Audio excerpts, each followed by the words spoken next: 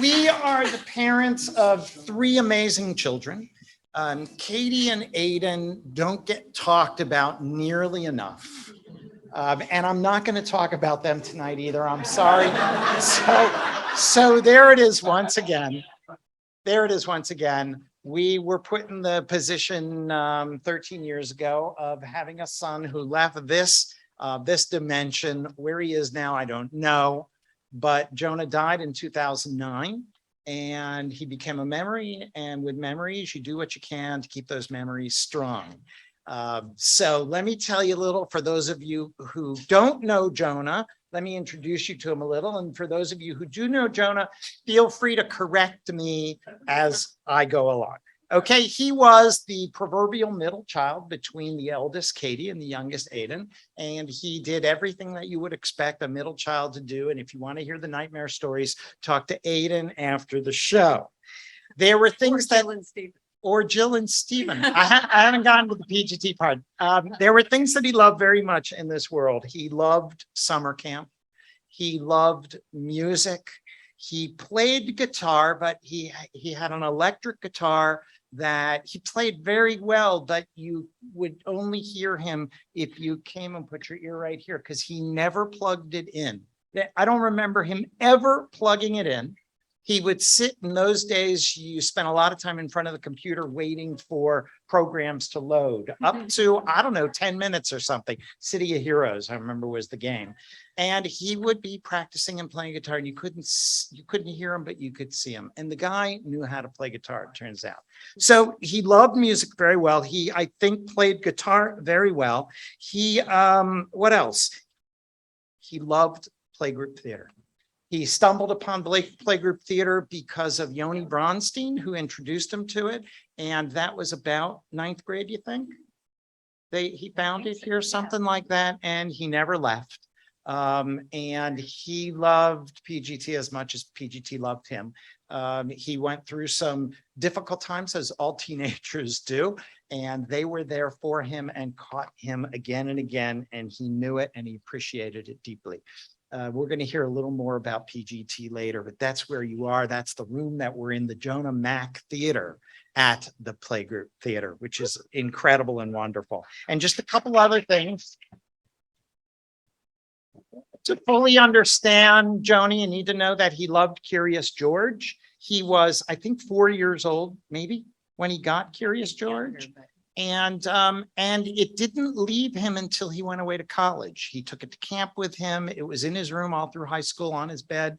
And he was very, very, very special friend. So we'll just, put that there. And the last thing that I'll say is he had this smile and this hug that you never forgot. The hug bruised you in a way that you felt for a long time after. And the smile, like the Cheshire Cat in Alice in Wonderland, just, it stayed with you long after. So that's Jonah. And in 2009, he died and we were inconsolable. And it took us a couple of years to figure out, okay, now what do we do with this kid now that he's a memory? And that takes us to the next chapter. Well, so the next chapter begins with, or is about the foundation. 10 years ago. So Jonah died 13 years ago. It took us a few years to really think of how do we do this? What do we want to do? And the foundation seems to be the answer to support our memories and to also, I think, a little bit help Jonah grow into the person that we don't know that he would have become, but we had hopes. And so we thought we would do nice things because we thought maybe Jonah would do nice things had he still been alive. So for the last 10 years, friends, family, and sometimes, and now many, many people we've never heard of, but who either sympathized or loved what we were doing, all came together.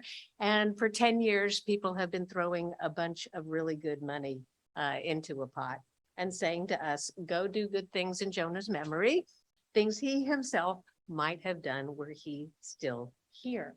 And so for 10 years, it has been our privilege and honor to take everybody's money and put it to good use. Which brings us to tonight. 10 years later, we have collected a lot of money and spent a lot of money and put a lot of good out into the universe in Jonah's name. And all of us have done it together. We just sort of put it in the bank and spend it. But it's because of you guys and so many people have donated to let us do these projects in the areas of social justice, of the arts, and of Jewish life, that we wanted 10 years into it. We couldn't call it a celebration. That doesn't sit quite right with us. So we call it an event, but we've got smiles on our faces because we're just so grateful to all of you for taking the journey with us, for supporting us, for being there, including being there for Aiden and Katie and helping us survive the loss of this dear kid of ours, and of helping the project go forward so that 10 years later, it's going strong. You're going to meet a lot of dear friends of ours tonight. Well, not a lot, but a very special handful. They'll tell you who they are when they We come don't up. have that many. Not too many people like us. And we hope you enjoy this as an evening of music, as an evening of tribute, of gratitude to you guys, and of dedication to and hope for whatever the future brings.